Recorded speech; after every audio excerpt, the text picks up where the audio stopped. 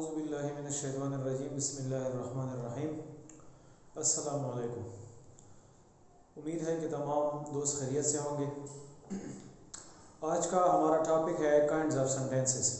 पिछले लेक्चर में हमने क्लास और फ्रेज के बारे में पढ़ा था, सेंटेंस के बारे में भी थोड़ा बहुत पढ़ा था, लेकिन आज हम काइंड्स ऑफ सेंटेंस पढ़ेंगे। काइंड्स ऑफ सेंटेंस जो है वो तीन है।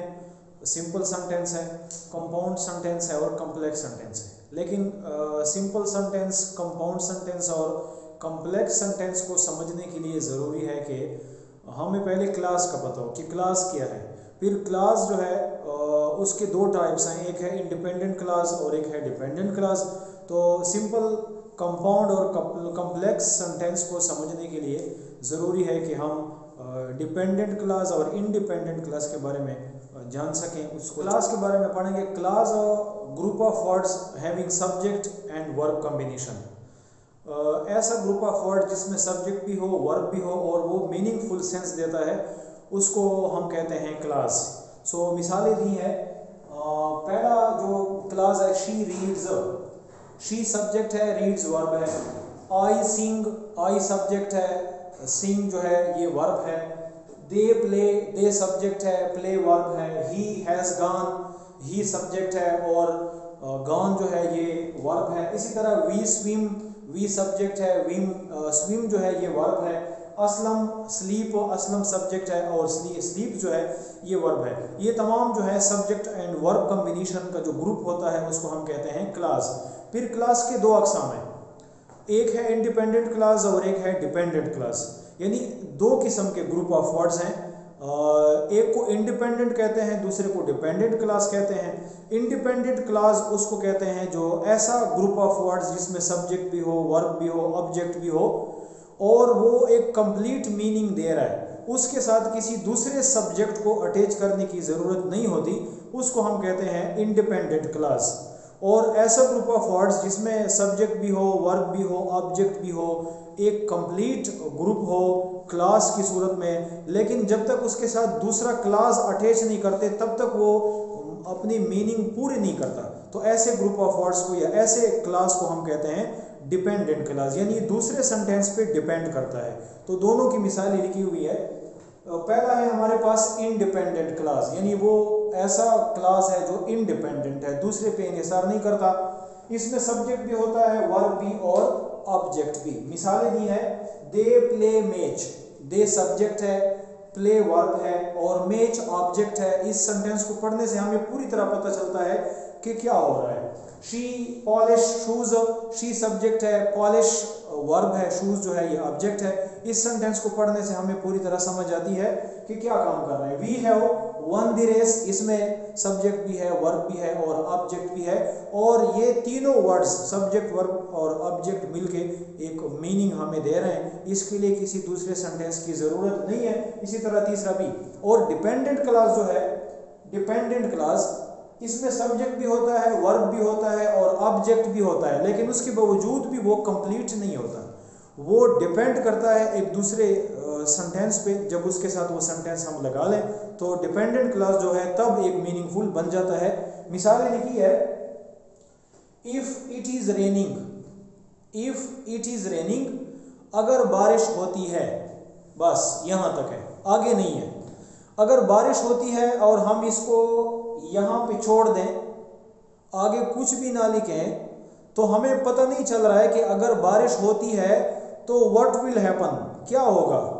अभी इस जुमले को पूरा करने के लिए हमें एक सब्जेक्ट वर्ब कॉम्बिनेशन हमने लगाना होगा, फिर हमें इसकी पूरी तरह समझ आएगी।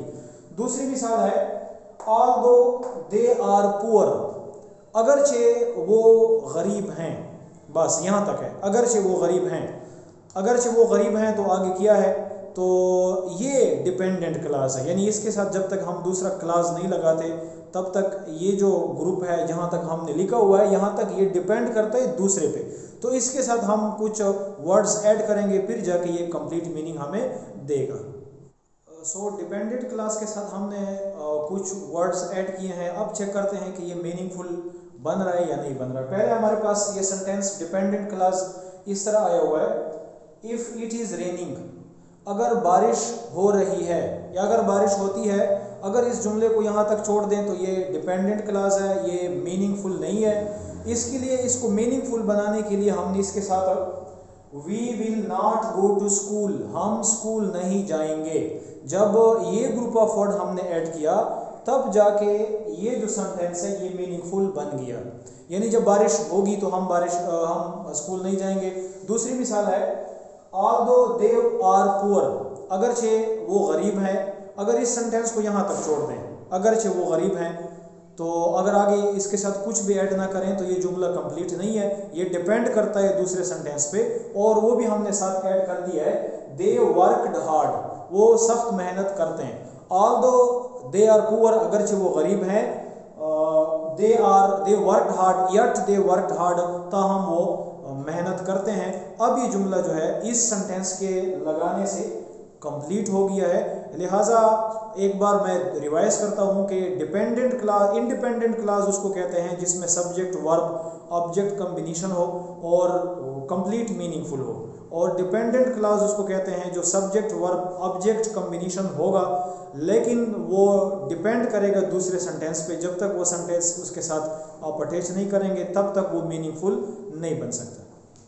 Simple sentence, simple sentence, kinds of sentence में सिंपल सेंटेंस सबसे पहले आता है। सिंपल सेंटेंस जो है इसको उर्दू में सादा जुमला कहते हैं, और इसमें ये सिर्फ एक इंडिपेंडेंट क्लास पर मुश्तमिल होता है। यानी इसमें सिर्फ एक सब्जेक्ट, एक वर्ब और एक ऑब्जेक्ट होता है, और पूरी तरह जो है अपनी मीनिंग कंप्लीट देता है। यानी उसके साथ किसी भी वर्ड की एडिशन की ज़रूरत नहीं होती। एक सब्जेक्ट, एक वर्ब और एक ऑब्जेक्ट की कॉम्बिनेशन, एक इंडिपेंडेंट क्लास जो है उसको हम हमेशा सिंपल सेंटेंस कहते हैं। मिसालें हैं they write a newspaper, they subject है, राइट जो है ये वर्ब है, न्यूज़पेपर ऑब्जेक्ट है, और इन तीनों वर्ड्स को यानी सब्जेक्ट और वर्ब को पढ़ने से हमें इनकी कंप्लीट समझ आती है। और ये ऐसा ग्रुप ऑफ वर्ड्स है कि उसके साथ किसी दूसरे सब्जेक्ट की ज़रूरत नहीं है। ये किसी चीज़ पे डिपेंड नहीं करता, ये मीनिंग में इंडिपेंडेंट है। इसी तरह she has done her work, she subject है, हैज़ डन वर्ब है, और वर्क जो है ये ऑब्जेक्ट है, और ये भी मीनिंगफुल है, इंडिपेंडेंट है, इसके लिए किसी दूसरे सेंटेंस की ज़रूरत नहीं है। We do not play games, we subject है, डू नॉट प्ले जो है ये वर्ब है और गेम ऑब्जेक्ट है, ये भी इंडिपेंडेंट है, इसको भी किसी सब्जेक्ट की ज़रूरत, किसी दूसरे सेंटेंस की ज़रूरत नहीं है। I am driving a car, I जो है सब्जेक्ट है, एम ड्राइविंग ये वर्ब है, मेन वर्ब है, और कार जो है ये ऑब्जेक्ट है, ये भी मीनिंग के लिहाज से इंडिपेंडेंट है और अपनी मानी खुद पूरी तरह दे रहा है। कंपाउंड सेंटेंस, कंपाउंड सेंटेंस नाम से भी वाज़ेह है, कंपाउंड मीन्स मुरक्कब, यानी यहाँ पे दो जुमले मिलकर एक सेंटेंस बनाते हैं और उसको हम कंपाउंड सेंटेंस कहते हैं। कंपाउंड सेंटेंस को बनाने के लिए क्या ज़रूरी होता है? दो इंडिपेंडेंट सेंटेंस जब आपस में किसी कंजंक्शन के ज़रिए से मिलकर एक सेंटेंस बनता है उसको हम कहते हैं कंपाउंड सेंटेंस। यानी एक इंडिपेंडेंट सेंटेंस, फिर बीच में कंजंक्शन, फिर एक इंडिपेंडेंट सेंटेंस और एक फुल स्टॉप, तो ऐसे सेंटेंस को हम कहते हैं कंपाउंड सेंटेंस। कंपाउंड सेंटेंस में एक जो इंडिपेंडेंट सेंटेंस है, क्लास है, इंडिपेंडेंट क्लास, उसमें सब्जेक्ट भी होता है, वर्ब भी, ऑब्जेक्ट भी, फिर एक कंजंक्शन, फिर दूसरे इंडिपेंडेंट क्लास में सब्जेक्ट भी, वर्ब भी और ऑब्जेक्ट भी, और ये दोनों जब मिल जाते हैं आपस में कंजंक्शन के थ्रू तो ये एक ही जुमला बन जाता है, कंप्लीट मीनिंग देता है एक फुल स्टॉप के साथ। ऐसे सेंटेंस को हम कहते हैं कंपाउंड सेंटेंस। कंपाउंड सेंटेंस को मिलाने के लिए जिस कंजंक्शन की ज़रूरत होती है वो होता है कोऑर्डिनेटिव कंजंक्शन। कोऑर्डिनेटिव कंजंक्शन कौन कौन से होते हैं ये भी आपको बताना ज़रूरी है। यहाँ पे एक एब्रीविएशन मैंने बनाया है ताकि वो लेटर आप याद रखें और उससे आपको तमाम जो कोऑर्डिनेटिव कंजंक्शन है वो आपको याद रहेंगे। एक लफ्ज़ है यहाँ पे फैन बॉयज़, फैन बॉयज़ यानी FANBOYSE, फैन बॉयज़, ये एक एब्रीविएशन है। इसके हर लेटर से एक कोऑर्डिनेटिव कंजंक्शन बनता है। जैसे F means for, A mean and, N means nor, B mean but, O mean और, वाई मीन यट और एस मीन सो। ये हमारे पास कोऑर्डिनेटिव कंजंक्शन है। दो इंडिपेंडेंट क्लास के दरमियान कोई कंजंक्शन आया हुआ है तो वो कंजंक्शन जो है वो कोऑर्डिनेटिव कंजंक्शन है। कैसे दो इंडिपेंडेंट सेंटेंस आपस में मिलकर एक बनते हैं, आइए मिसालें देखते हैं।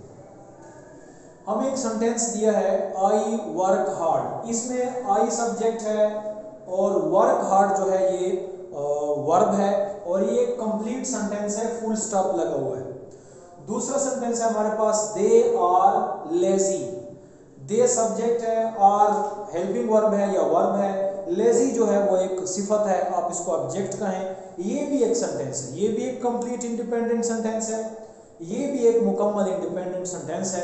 अगर इन दोनों इंडिपेंडेंट सेंटेंस को आपने बनाना है तो पहले इंडिपेंडेंट क्लास के बाद कामा और एक कंजंक्शन लगाना है। यहां पे हम लगाएंगे एक कंजंक्शन कामा और फिर हम लगा देंगे यहां पे आई वर्क हार्ड बट। अब हम इस तरह पढ़ेंगे I work hard but they are lazy, ये एक बन गया, पहले ये दो थे और अब ये इंडिपेंडेंट क्लास जो है इस कंजंक्शन के थ्रू एक सेंटेंस बन गया और इस कंजंक्शन को हम कहते हैं कोऑर्डिनेटिव कंजंक्शन। दूसरी मिसाल है they are playing game, they subject है, प्लेइंग वर्ब है, गेम ऑब्जेक्ट है, ये एक कंप्लीट इंडिपेंडेंट क्लास है, फुल स्टॉप लगा हुआ है। दूसरा है हमारे पास you are watching TV, you subject है, वाचिंग वर्ब है, टीवी ऑब्जेक्ट है, ये भी एक कंप्लीट इंडिपेंडेंट सेंटेंस है, अपनी मीनिंग पूरी तरह दे रहा है, लेकिन इन दोनों को हम मिलाएंगे कोऑर्डिनेटिव कंजंक्शन के थ्रू एक बनाएंगे। तो इसके दरमियान हम पहले इंडिपेंडेंट क्लास के बाद आप लगाएंगे कामा और फिर लगाएं एंड, फिर ये दोनों कंजंक्शन दोनों इंडिपेंडेंट क्लास जो है ये मिलकर एक बन जाता है। They are playing and you are watching TV, ये एक सेंटेंस बन गया। ये दो इंडिपेंडेंट क्लास थे अलग अलग अपने सब्जेक्ट वर्ब और ऑब्जेक्ट के साथ, इनके बीच में हमने कोऑर्डिनेटिव कंजंक्शन लगाया और दोनों को एक कर दिया। इसी तरह जब भी दो इंडिपेंडेंट क्लास आपस में कोऑर्डिनेटिव कंजंक्शन के थ्रू मिलते हैं तो एक सेंटेंस बनाते हैं और इस सेंटेंस को हम कहते हैं कंपाउंड सेंटेंस। तीसरी मिसाल है my father works at bank, मेरा वालिद बैंक में काम करता है, ये कंप्लीट इंडिपेंडेंट है, कंप्लीट मीनिंगफुल है। और he comes late, he comes late, इन दोनों को मिलाने के लिए हमने बीच में सो डाला है, सो, ये कोऑर्डिनेटिव कंजंक्शन है। तो इन दो सेंटेंस को मिलाने के लिए हमने कोऑर्डिनेटिव कंजंक्शन लगाकर एक सेंटेंस बनाया और इसी तरह ये कंपाउंड सेंटेंस बन जाता है। कॉम्प्लेक्स सेंटेंस, कॉम्प्लेक्स सेंटेंस वो सेंटेंस है जिसमें कम से कम एक इंडिपेंडेंट क्लास और एक या एक से ज़्यादा डिपेंडेंट क्लास पर मुश्तमिल होता है। डिपेंडेंट क्लास उस वक्त तक मीनिंगफुल नहीं होता जब तक उसके साथ डिपेंडेंट क्लास शामिल नहीं हो जाता। कॉम्प्लेक्स, जिस तरह कंपाउंड सेंटेंस में दो इंडिपेंडेंट क्लास मिलते हैं और वो एक कोऑर्डिनेटिव कंजंक्शन के थ्रू मिलते हैं, इसी तरह कॉम्प्लेक्स सेंटेंस में चूंकि एक इंडिपेंडेंट क्लास और एक या एक से ज़्यादा डिपेंडेंट क्लास आपस में मिलते हैं। और ये बात याद रखें कि कॉम्प्लेक्स सेंटेंस में इन दो किस्म के डिपेंडेंट और इंडिपेंडेंट क्लासेस को मिलाने के लिए सबऑर्डिनेटिव कंजंक्शन लगाना पड़ता है, जो कि बिकॉज है, दैट है, हु है, विच है, अनटिल है, ये तमाम अल्फाज जो हैं कोऑर्डिनेटिव सबऑर्डिनेटिव कंजंक्शन है। और इसी तरह आप तीनों सेंटेंसेस को सबऑर्डिनेटिव कंजंक्शन के ज़रिए मिलाकर एक सेंटेंस यानी कॉम्प्लेक्स सेंटेंस बना सकते हैं। मिसालें लिखी हुई है। पहला मिसाल है the river is too deep, दरिया इतना गहरा है कि। अब अगर आप इस सेंटेंस को यहाँ पे छोड़ दें और आगे ना लिखें तो ये सेंटेंस जो है ये एक डिपेंडेंट सेंटेंस है। क्रॉस इट, ये एक इंडिपेंडेंट है। जब तक आप इसके साथ ये टुकड़ा नहीं लगाते तो पहला जुमला जो है उस वक्त तक मीनिंग नहीं देता है। इसी तरह दूसरा जुमला है if you got first position, अगर आपने पहली पोजीशन ली। अगर यहाँ पे आप इसको छोड़ देते हैं, ये एक डिपेंडेंट क्लास है, इसको कंप्लीट करने के लिए एक इंडिपेंडेंट क्लास की ज़रूरत होती है। तब ये मानी कंप्लीट करके देता है। I will give you a prize, मैं आपको इनाम दूंगा, ये एक इंडिपेंडेंट क्लास है। तो इंडिपेंडेंट क्लास लगाने से ये जो डिपेंडेंट क्लास आपका आया हुआ था ये कंप्लीट हो जाता है, मीनिंगफुल बन जाता है, और ये दोनों इस कामे के थ्रू जो है आपस में कनेक्ट हो जाते हैं और ये कॉम्प्लेक्स सेंटेंस बन जाता है। तीसरा है it gets darkness when it is evening. It gets darkness, अंधेरा हो जाता है, अंधेरा हो जाता है, ये एक इंडिपेंडेंट क्लास है, इसके लिए किसी सेंटेंस की जरूरत नहीं है। लेकिन ये जो सेंटेंस है व्हेन इट इज इवनिंग, जब शाम होती है, जब शाम होती है, अगर आप इस सेंटेंस को सिर्फ इतना ही पढ़ दें कि जब शाम होती है और आगे कुछ ना कहें तो इसकी कोई मानी नहीं है, ये इनकम्प्लीट है। इसको एक सेंटेंस के साथ अटैच करना होगा। तो इस सेंटेंस के साथ हमने लगाया है ये वाला सेंटेंस, जिसकी वजह से ये जो डिपेंडेंट क्लास है ये कंप्लीट हो जाता है, और इन दोनों के बीच जो सबऑर्डिनेट कंजंक्शन है वो व्हेन है। इसी तरह दे गो टू स्कूल, वो स्कूल जाते हैं, ये एक इंडिपेंडेंट क्लास है, इसके लिए किसी कंजंक्शन या किसी सेंटेंस की जरूरत नहीं है। लेकिन ये जो जुमला है it is raining although it is raining, अगरचे बारिश हो रही है, अगरचे बारिश हो रही है, अगर इसी को इसी तरह ही छोड़ दें तो इसकी मीनिंग कंप्लीट नहीं है। लिहाजा इन दोनों सेंटेंसेस को, जो कि ये सेंटेंस डिपेंडेंट है और ये इंडिपेंडेंट है, ये दोनों सेंटेंस को कंप्लीट करने के लिए हमने दरमियान में कंजंक्शन लगाया है इवन दो, और इवन दो कंजंक्शन के जरिए दोनों को हमने मिलाया है। तीसरा है you can not go out, आप बाहर नहीं जा सकते, ये एक सेंटेंस है। एंड प्ले गेम, ये दूसरा है। until you have finished your work, ये तीन सेंटेंस है। यहां तक एक सेंटेंस है जो कि डिपेंडेंट सेंटेंस है, प्ले गेम ये भी एक डिपेंडेंट सेंटेंस है, और you have finished your work ये एक इंडिपेंडेंट क्लॉज है, इंडिपेंडेंट सेंटेंस है।